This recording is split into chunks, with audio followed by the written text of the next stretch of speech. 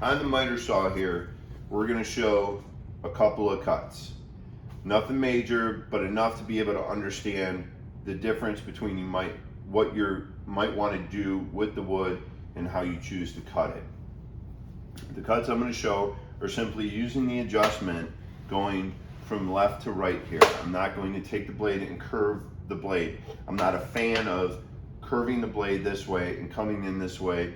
That's a cut that if you're making it, you should really be much more seasoned with a miter saw. You shouldn't start getting into cuts like that. You should really get used to the saw itself, have respect for the saw, and know what it can do if you don't respect it, where to place your hands and how you should be. So ultimately, when you're going to cut something, you want to cut it the way you're going to install it. And what I mean by that is, if I was going to put this down and install it this way, and I'm making a standard straight cut. So that's where I'm going to come in here and I'm going to do just a basic cut.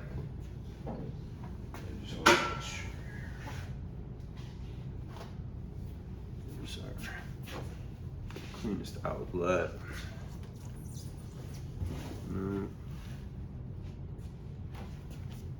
We've got one there, and we've got an outlet all the way up there. All right, so hanging outlets, like we have up there, we're not going to be able to use that one because it's too far up. One thing to talk about with this is, and a good point, and an unintended, if you have a hanging outlet like this in a shop, okay? So typically, you pull them down,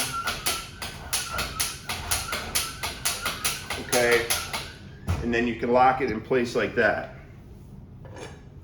This right here that's hanging loose on it, okay, is a stopper. This stopper should be screwed in tight right here so that, like that outlet that's all the way up there, okay, you can't reach it now without a ladder. So you should have your stoppers in so that these outlets can hang at an area where you can grab them. But the convenience of it is they're off the floor, so they're not laying everywhere all the time.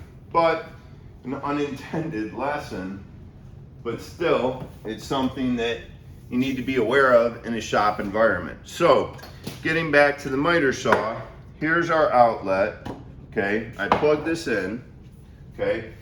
That's out of the way of where I'm gonna be cutting.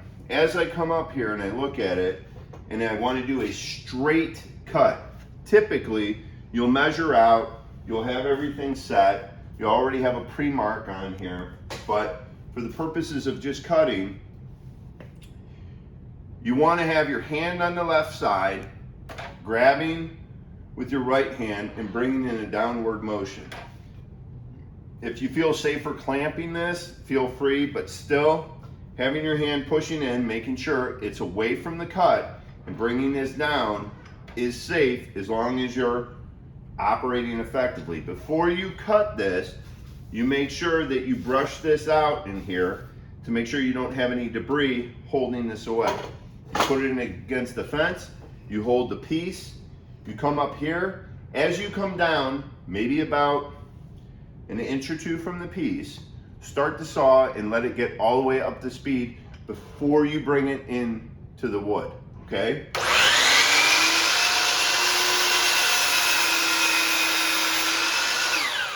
I stop the saw all the way through the cut. I let it completely stop moving on the blade, and then I raise it up, make sure that everything is good, and then I can pull the pieces away. Now, some people, when they cut like this, I came in a nice downward motion after the blade was already in motion.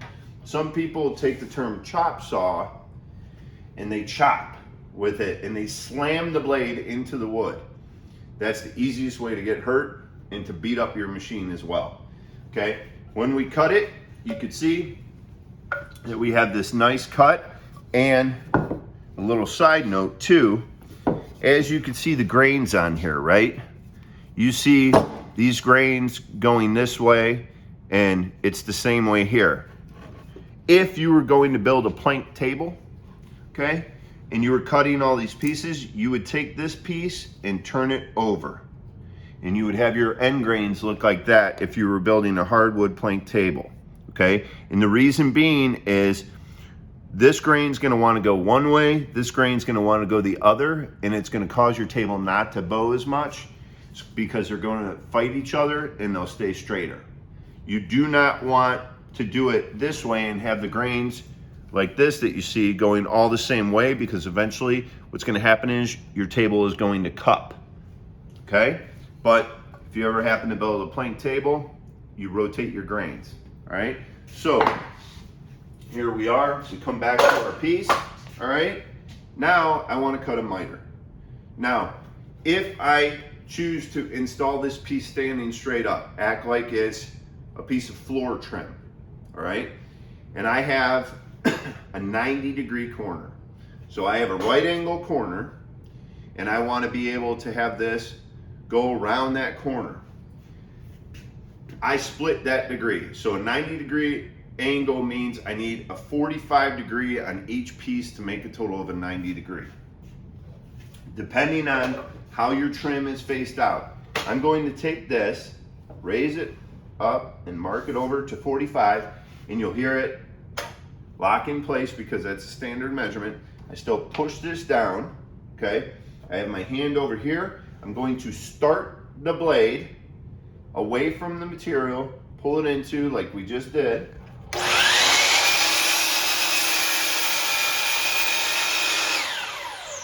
I stop, let the blade come to a stop, lift it up, okay? And then now I have a 45-degree angle cut, all right? And that means that I could take that piece and put it over to the other one, okay? And I've just created an L shape to go around an outside corner, all right? And you can see that our miter lines up pretty tight, okay? So we're sitting there with a nice miter going around, okay? And it's clean and neat. We have a little bit of a mark right there, okay? But that's something that if you were putting this together, you would lightly sand that to clean that up, and that's how you would do a 90-degree corner on a piece of trim. And that goes with any other degrees. Now, if you're trying to figure out a degree, there's different methods that you can do for that, but if you don't got anything to measure it, you can cut different angles and then go with scrap pieces and try to marry it up to see. Not every single corner that you do that looks like a 90-degree corner is going to end up being that way. So you may have to cut something a degree up or a degree down, and that's where you get into these off measurements that aren't your standard ones.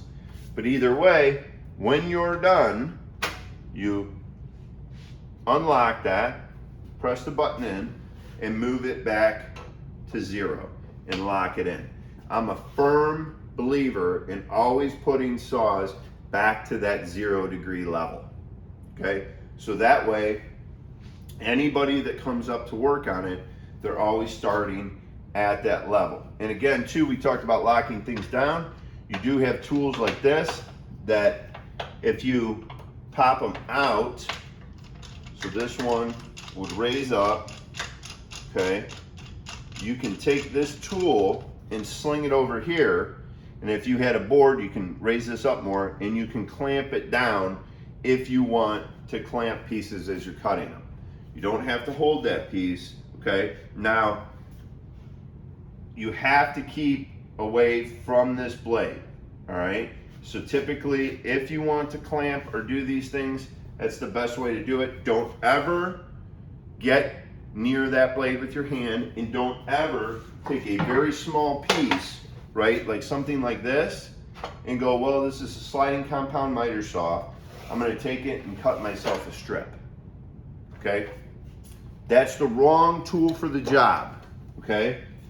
If you're doing something like that, that's when you come back to a table saw and you use that. Just like you don't wanna take the table saw and start trying to cut a bunch of small miters with it.